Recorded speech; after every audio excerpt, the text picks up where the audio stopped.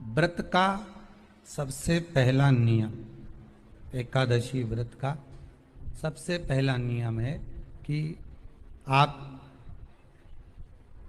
जिस दिन व्रत करो उसके एक दिन पहले भक्ति का संचार इस हृदय में कर लो। भक्ति का संचार इस हृदय में कर लीजिए। जिस दिन आप व्रत करो, जैसे एकादशी का व्रत कर रहे हो तो दशमी के दिन शाम का समय जब आवे, रात्रि जब होने लगे, शाम का समय आवे और रात्रि का आप जब भोजन ग्रहण करो तो उस भोजन में कोई ऐसा पदार्थ ग्रहण मत करिए जिस पदार्थ के कारण आपकी एकादशी बिगड़ जाए।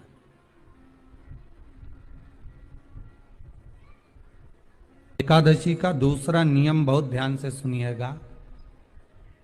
जिस दिन आपकी एकादशी का व्रत हो उस दिन प्रयास करिएगा कि अपने हाथ से किसी भी वृक्ष की कोई पत्ती टूटे ना।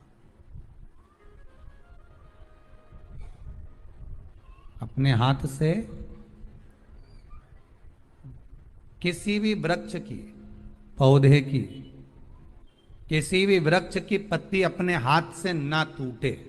बहुत ध्यान दीजिएगा महाराज। एकादशी का ये दूसरा नियम है कि अपने हाथ से किसी पौधे की, किसी वृक्ष की, किसी डाली की कोई पत्ती टूटे ना, कोई पत्ती ना टूटे, इसका प्रयास करिए।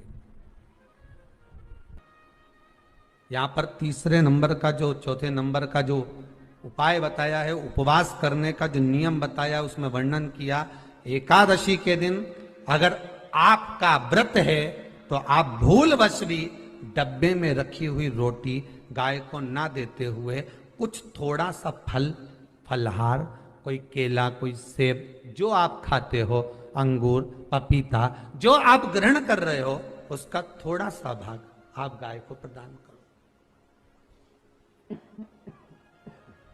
आप गाय को दीजिए।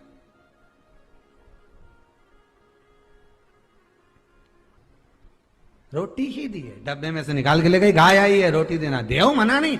बाकी के दिन आप आपके बेटे से कह दो रोटी दिया बेटा जा, पर आप अपने हाथों से, आपका व्रत है तो आप फलाहार आप कर रहे हो तो फलाहार का ही दान गौ माता को दीजिए। पांचवा वर्णन किया चतुर्थ भाव में, बन सके जितना एकादशी के दिन भगवान का ओम नमो भगवते वासुदेवाय का जाप करें या अपने गुरु मंत्र का स्मरण करें, या जो मंत्र आपके हृदय में समाहित हो, श्री शिवाय नमस्तुभ्यम, ओम नमः शिवाय, राम कृष्ण शिव, जो मन पड़े उसका भजन करें, पर दिल से करें। जितनी देर करते बने उतना देर करें। माला पकड़ने की भी जरूरत नहीं कि माला पकड़ के बैठता हूं तो घट की जिब्या से जप लो नहीं जी, वही उतना में ही पूरा हो जाए, वही बहुत। महाराज पांचवा नियम कहा, जिस दिन आपका व्रत रहे किसी निंदक से बात ना करें। निंदक जानते हो? भाई दूज के दिन, दिवाली की जो भाई दूज होती है ना, होली दिवाली की जो दूज होती है, उनमें ऐसा गोबर का भाई दूज बनाते हैं और पास में एक चुगलखोर भी बना है और चुगलखोर के ऊपर ऐसा भाटा धर दे, एक पत्थर।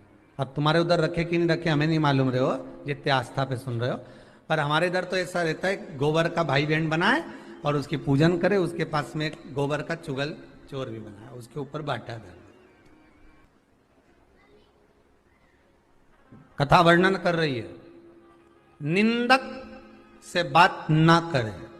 मान लो किसी ने आकर आपको निंदा कर भी दी तो तुरंत सूर्य नारायण भगवान का दर्शन करें और 3 बार उनका दर्शन कर कर नेत्र बंद करें, तब जाकर वो निंदा जो अंदर गई है, अंदर पवित्रता प्रदान करेगी, तब जाकर एकादशी का व्रत लगेगा।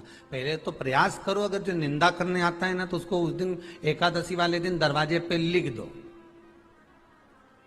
कि चुगल चोर।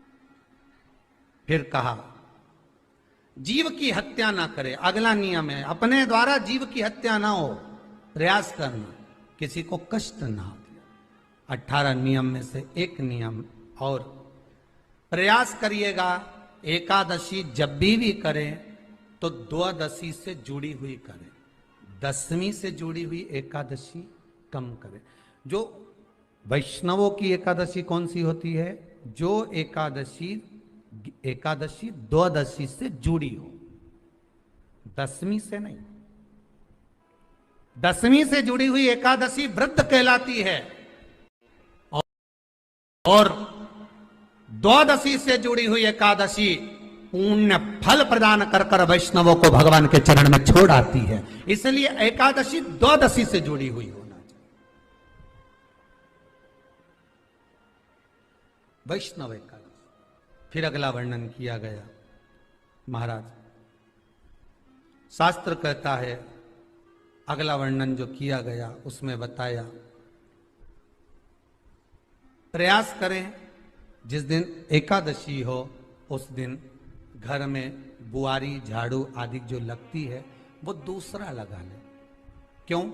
उसका वर्णन है, अगर आप बुआरी लगाएंगे, झाड़ू लगाएंगे, पोछा लगाएंगे तो हो सकता है कोई जीव आपके हाथ के द्वारा मर जाए। अब एक बार ये कथा हमने काशी में कह दी थी। कहां करोगे? सारे व्रतों में केवल एक व्रत ऐसा होता है एकादशी का, जिसका उद्यापन पहली एकादशी पर भी कर सकते हो। सारे उद्यापन में केवल एक उद्यापन ऐसा होता है, सारे व्रतों में एक व्रत का उद्यापन ऐसा होता है, वो है एकादशी का। ये जरूरी नहीं कि 26 पूरी होगी तभी तुम करोगे, या तो पहली में ही कर लो या फिर 26 पूरी हो तब कर। पर उद्यापन, अब तुमको ऐसा लगे कि हाँ मैं अभी तो जीऊंगी हो, अभी तुम्हारा बाल भी धोला नहीं हुआ, तुमको ऐसा लगे तो अभी तो मैं तो बढ़िया, तो पहली पर करने से क्या फल मिलेगा? तो एकादशी की नियमावली कहती है, अगर मान लो आपने पहली एकादशी पर भी उद्यापन कर लिया, इसके बाद में जितनी एकादशी करोगे वो सारी तुम्हारे खाते में जुड़ती जाएगी। मतलब बैंक में खाता खोल लो, ठीक है? खाता खोल लिया, अब जितना कमाता जाओगा उसमें डालते जाओ, जितनी कमाई करके लाओगे उसमें जमा करते जाओ। एकादशी एक बार उद्यापन पहले में भी हो गया तो बाकी का पुण्य तुम्हारे खाते में आ जाएगा, उसका पुण्य। एकादशी का उद्यापन बड़े महीने में माघ शुक्ल एकादशी के दिन, माघ का महीना हो, शुक्ल पक्ष की, जम के बोलिए, एकादशी हो, प्रयास करना कि आप उद्यापन करें, भले 5, 10, 11, 12 जितनी एकादशी हो जाए, 26 हो जाए तो ज्यादा अच्छी है, नहीं तो आप करें तो माघ महीने की शुक्ल पक्ष की एकादशी के दिन आप उद्यापन करें। प्रयास रखें, प्रयास। बड़े महीने के अंतर्गत जो उद्यापन, हाँ चतुर्मास के अंतर्गत उद्यापन नहीं होता एकादशी का, बहुत ध्यान दीजिए हमारा। ये जो सावन भादो कुंवर कार्तिक जो 4 महीना होते हैं भगवान के शयन करने के, इसके अंतर्गत एकादशी का उद्यापन नहीं होता, और इसके अंतर्गत उद्यापन करना भी नहीं चाहिए एकादशी हमारा। एकादशी का उद्यापन माघ महीने की शुक्ल पक्ष की एकादशी के दिन आप बहुत प्रेम से आनंद के साथ करिए महाराज। परंतु एकादशी के उद्यापन में सबसे ज्यादा अगर कुछ जरूरी होता है तो 24 तरह का नैवेद्य जरूरी होता है। कितने तरह का? 24 तरह का नैवेद्य। अब आप कहोगे गुरुजी उद्यापन हम कर रहे हैं एकादशी का, तो उसमें तो फलहार का हमें नैवेद्य बनाना चाहिए। तो फिर ये पुराण के अंतर्गत स्कंद पुराण में ये चीज लिखी है कि एकादशी का जब उद्यापन करते हैं तो 24 तरह का नैवेद्य बनाकर सिद्ध करते हैं। 24 तरह का नैवेद्य जान रख लेना, का हलवा बना लो, खीर बना लो, पूड़ी बना लो, सब्जी बना लो, पकौड़ा बना लो, भजिया बना लो, ऐसे 24 तरह का नैवेद्य अलग अलग चाहिए। पर लोग क्या करते हैं, खोपरा पाक बनवा लेते हैं 1-2 किलो और 24 जगह रख देते हैं। स्वीकृत नहीं है। 24 तरह का नैवेद्य रखा जाता, महाराज एकादशी के दिन